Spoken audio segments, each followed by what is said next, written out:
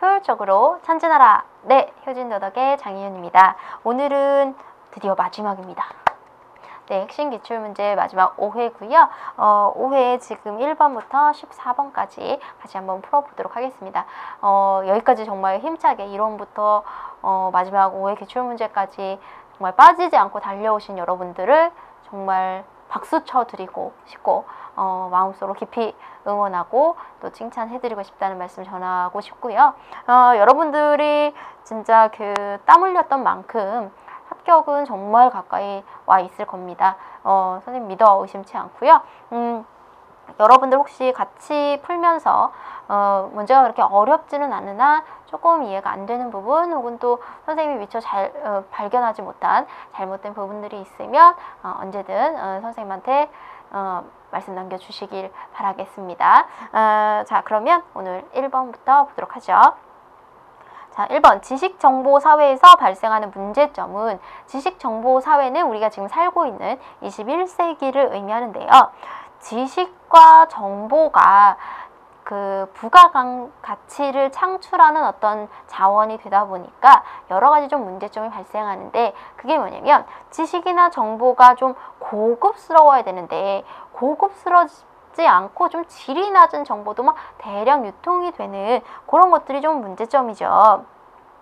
그래서 지식정보사회에서 발생하는 문제점 첫 번째, 삶의 질 향상. 이건 문제점 아니죠. 두 번째, 식량 위기의 해결. 그 지식정보사회와 식량 위기는 그렇게 그 밀접한 관련은 없는데 만약 관련이 있다 하더라도 문제점은 아니죠. 3번, 일의 효율성이 극대화된다. 요거는 오히려 장점이 되겠죠. 그래서 정답은 4번입니다. 저급한 정보의 생산과 유통. 그렇죠. 요 과정이 이제 오히려 불필요한 정보의 홍수라 그럴 정도로 정보가 너무 많죠. 이런 것 때문에 정보 자체가 좀 질이 떨어지는 이런 것들이 좀 만들어지고 유통되는 것이 문제라고 할 수 있겠죠. 정답은 4번이고요.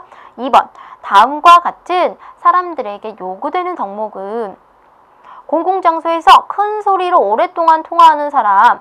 이 사람 너무 다른 사람에 대한 뭐가 없나요? 배려가 없는 거 아닐까요? 그렇죠? 두 번째, 지하철에서 노약자에게 자리를 양보하지 않는 사람. 이것도 그 나보다 굉장히 좀 신체적으로 연약한 사람들에 대한 배려가 없는 것 같은데 당연히 정답은 3번이 되겠죠. 검소, 경쟁, 쾌락과는 관련이 없는 것 같고요. 3번, 다음과 같은 사회현상의 발생 원인으로 가장 적절한 것은 자, 우리는 가끔 혼자 사시는 노인이 돌아가셨는데 옆집에 사는 사람이 오랫동안 그 사실을 모른 채 지냈다거나 많은 사람들이 눈앞에서 벌어지는 폭행 사건을 방관했다. 이거는 내 일이 아니면 다른 사람의 일은 관심이 없는 거죠. 이런 것들을 뭐라고 합니까? 오직 자기만 생각하고 극단적으로 내 일만 생각하고 다른 사람은 배제한다는 거죠. 그래서 정답은 4번이죠. 극단적 개인주의. 그 다음에 4번. 다음에서 설명하는 입장에 해당하는 것은 무엇인가?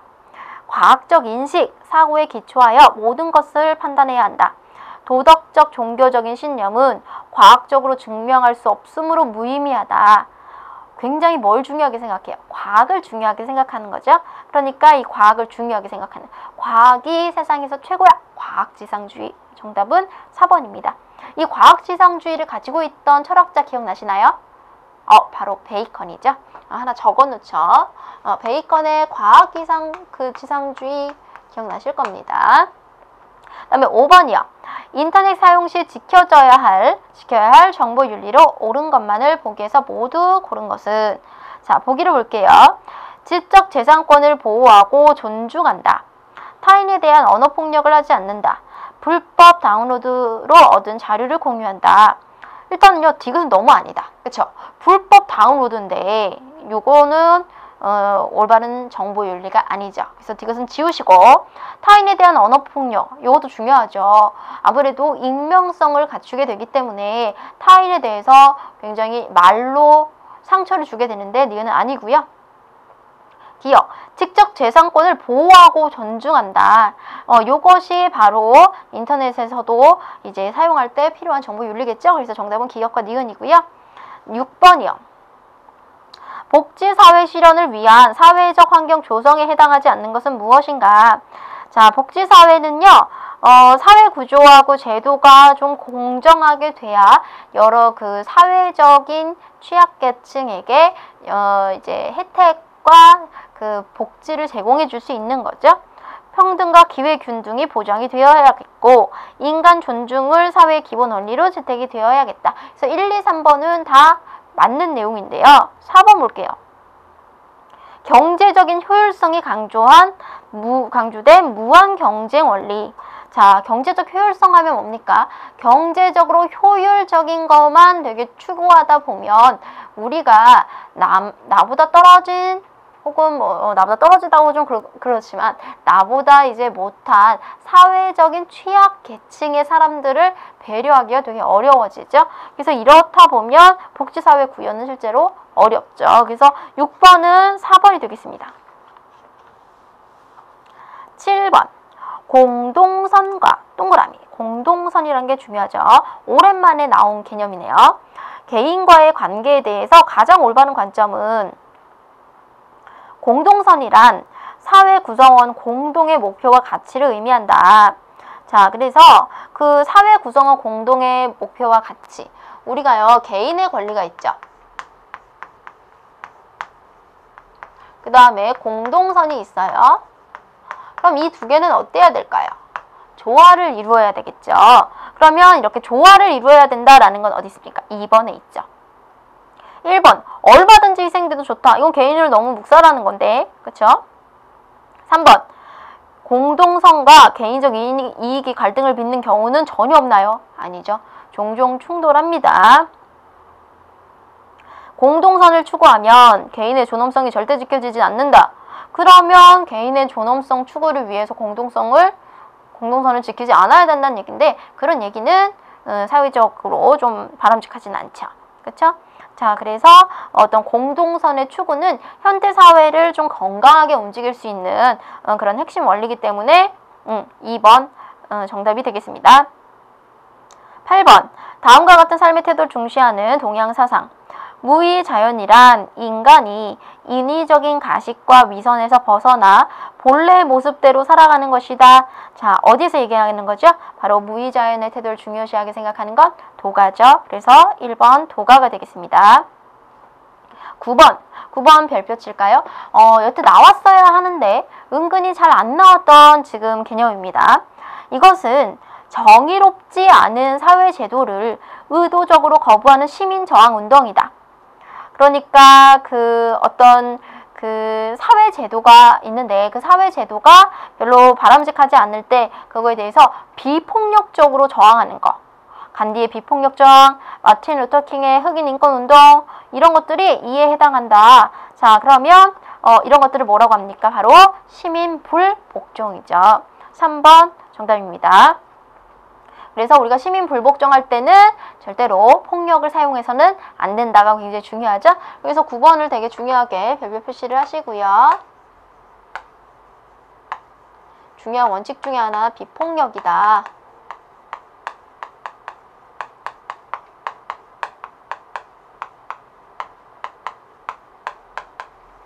이런 거 하나 적어 놓으시고요. 10번 다음에서 설명하는 불교의 인간적인 인간상.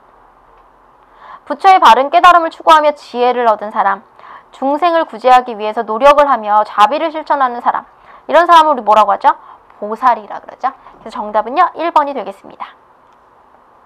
천주는 천주교에서 말하는 그 사람이 될 것 같고, 성인은 이제 유교에서 말하는 초월적인 사람, 신선은 이제 그 도가의 어떤 초월적인 사람이 되겠죠. 11번 다음 대화에서 을이 바라보는 청소년 문화에 대한 관점은, 자, 갑이 뭐라고 얘기했냐면 요즘 청소년 문화 어떻게 생각하시나요? 라고 했더니 을이 기성세대의 문제점을 개선할 수 있는 가능성을 지니며 미래 사회를 대비할 희망적인 문화라고 생각합니다. 그래서 어떤 기존의 문화가 문화보다 조금 더 청소년 문화를 나은 문화라고 본다는 거죠. 이런 걸 뭐라고 합니까? 대안이라고 하죠. 그래서 1번 대안 문화로 표시하시면 되고요. 2번 비행의 문화, 저항의 문화, 미성숙한 문화. 이거는 청소년 문화를 그렇게 긍정적으로 보고 있지는 않은 거죠. 그래서 을의 관점과 일치하지 않기 때문에 고르시면 안 되겠습니다. 그 다음에 12번입니다. 두 사람이 공통적으로 강조하는 것은 무엇인가? A 봤더니 어느 누구라도 다른 사람으로부터 억압을 받지 않아야 한다. 우리가 뭔가 자유로운 거 이런 게 떠오르죠. 구속받지 않는다. B. 인간은 이성적인 존재로서 자신이 무엇을 할 것인지 스스로 결정하고 행동할 수 있어야 된다. 그 도덕적 행위의 전제가 되는 게 뭐였죠? 도덕적 행위를 하려면 우리가 뭐가 있었습니까? 스스로 원칙을 세우고 합의를 하고 실천할 수 있는 도덕적 자율성이 있어야 된다고 했죠? 이 자율성 하기 전에 우리 뭐 배웠어요? 스스로 자유롭게 자유 배웠죠? 정답은 2번이 되겠고요. 그래서 남에게 구속받거나 무엇에 얽매이지 않는 거. 13번 다음 사례와 관련하여 사회 발전을 위해 필요한 자세는 땡땡 기업의 직원들은 주인의식을 가지고 사내의 각종 행사에 능동적으로 적극 참여한 결과 지난해보다 몇 배의 이익을 더 얻었다. 2배의 이익을 더 얻었다. 그러면 주인의식이라는 말의 키워드죠. 주인의식 동그라미. 우리가 주인의식은 뭡니까? 사원이 내가 이 회사 사장이야 라고 생각하면요. 그 회사를 어떨 거예요? 더 사랑하게 되겠죠. 이런 것들을 주체성 혹은 다른 말로 능동성 또 다른 말로 적극성이라고 할 수 있을 것 같습니다. 그래서 여기에 해당하는 거는 3번밖에 없죠. 수동성, 차별성, 폐쇄성은 좀 부정적인 거죠. 그래서 해설 부분의 밑줄 한번 쳐볼게요. 밑에서 두 번째 줄 주체성이란 개인으로서의 인간이 어떤 실천에 있어 나타내는 자유롭고 자주적인 능동성이다. 이렇게 얘기가 나오죠. 그래서 정답은 주체성이 되겠고요. 오늘의 마지막 문제가 되겠습니다. 14번 도덕 공동체 발전을 저해하는 요인이 아닌 것은 무엇인가? 자, 지금 1번 같은 경우는 보면요. 불공정한 사회제도, 이것은 이제 도덕적인 어떤 그 사회가 발전하는데 방해가 되는 거 맞죠? 그 다음에 3번 사회 구성원 간의 불신, 서로 믿지 못하는 거가 당연히 도덕적인 공동체를 만드는데 방해가 되는 거죠. 그 다음에 4번 특정 집단의 권리를 독점하는 거. 이것도 어떤 개인과 개인 간의 갈등뿐만 아니라 집단과 집단 간의 갈등, 그래서 사회 문제까지 일으킬 수 있는 소지가 있기 때문에 이 세 개는 다 도덕 공동체 발전을 저해한다. 이렇게 볼 수 있겠는데 2번 인간의 기본권을 보장하는 건 당연한 거죠. 인간의 기본권을 보장하기 위해서 사회를 만들어서 그 이제 국가를 그렇게 그 계약을 통해서 국가를 만들었다는 게 또 사회 계약설이지 않습니까? 그러니까 이제 우리가 인간의 기본권 보장은 우리가 국가든 우리가 지금 뭐 민주 시민으로서 반드시 좀 이루어져야 되는 그런 것들인데 저해하는 요인이라니 맞지가 않죠. 그래서 14번은 정답이 2번이 되겠습니다. 그래서 지금 오늘 지금 5회는 확실히 5회다 보니까 선생님이 조금 더 쉬운 문제로 좀 구성을 했나? 라는 생각이 좀 드는데 어쨌든 이런 문제들이 이제 섞여서 나올 거고요. 지금 이제 15번부터 마지막 25번까지는 뒷이은 강의에서 마저 설명해 드리도록 하겠습니다.